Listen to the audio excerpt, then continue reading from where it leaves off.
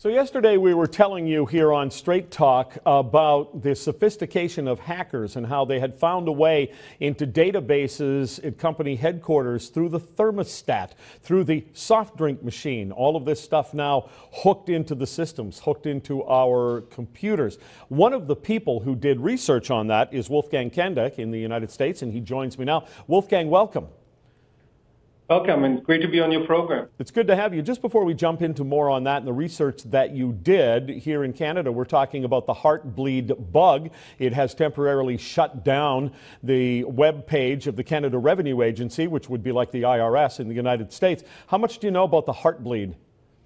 Well, we've been intimately involved in the detections for Heartbleed. It broke big on Monday.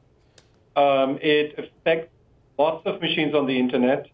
Our estimate, between 30 to 50% of all web servers are affected by these particular vulnerabilities. It's pretty serious.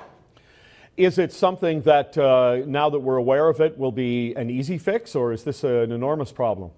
So the fix is not that difficult. I think companies that are aware of it can apply the new software package. The problem is it has been out there for 2 years. So this software had this issue for 2 years. And we don't really know if somebody else found this problem before the security researchers that published it did. So it is feasible that somebody else looked at it and had access to and be able to abuse this problem for the last couple of years, actually, and has been harvesting information from these servers. So it might be a little bit of time before it would actually become apparent that it has or has not been used in some malevolent way. Yes, and we would only know it kind of secondary sources, like maybe your credit card company would discover that that information has been abused or something like that. Because on the servers themselves, there is no sign of abuse, because this activity, unfortunately, does not get logged any way or fashion.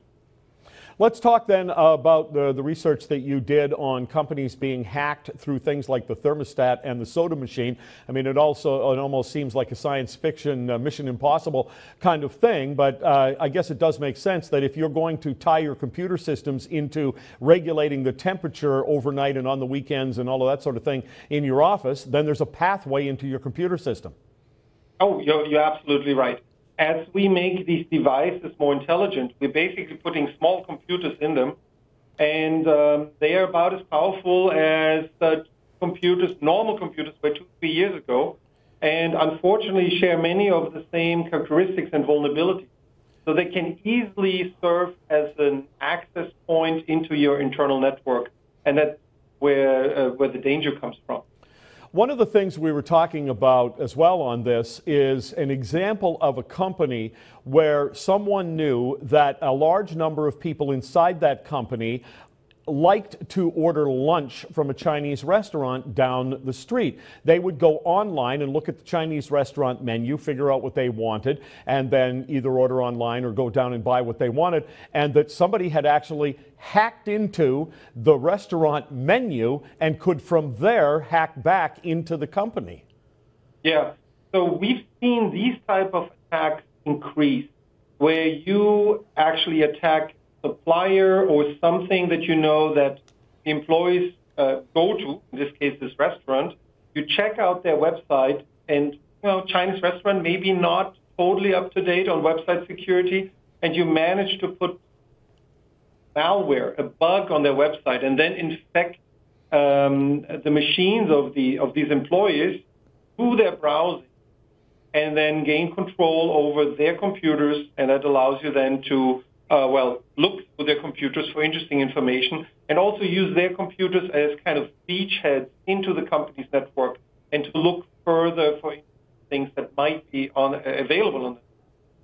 Yeah, well, and I could see how that could so easily happen because they take advantage of the unsophisticated knowledge of computers that most of us have, the naivete, I guess, that most of us have. I mean, there isn't any way you would consider that the Chinese restaurant thought putting their menu up online would harm some of their customers. I mean, they would just think, well, it's just our menu. What could go wrong?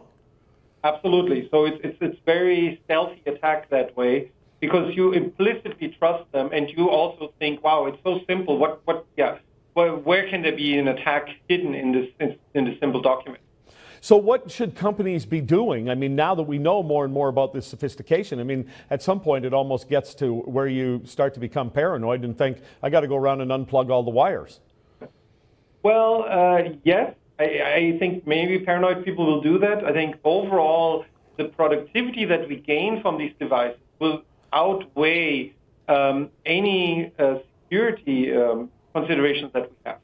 The important thing is to build security in, because I do not think we can stop this trend of everything going online more and more, because the advantages are simply tremendous. So companies at this point in time, coming back to your Chinese menu example, the majority of attacks go against known vulnerabilities that have already been fixed. So updating your software, being with the latest available browser would be the best way to kind of select all of these attacks. Well, companies, of course, have experts that they either have on site or can hire. Companies will be able to pay a lot more money. For people at home, is just having on your computer something like McAfee or something like that, does that work?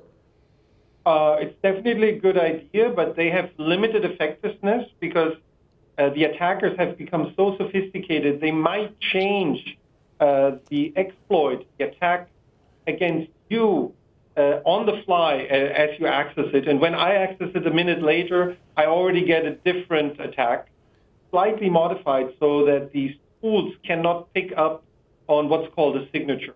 So the best thing you can really do is to be updated on the latest level of your software. That way, the majority of these attacks just don't work. All right, one last question. Do you personally do online banking? Absolutely, yes. Okay. So you're not afraid, I'm not afraid. I'm a big fan of everything online. I think it makes my life easier. And that's why I believe there is no practical way to stop this movement, basically.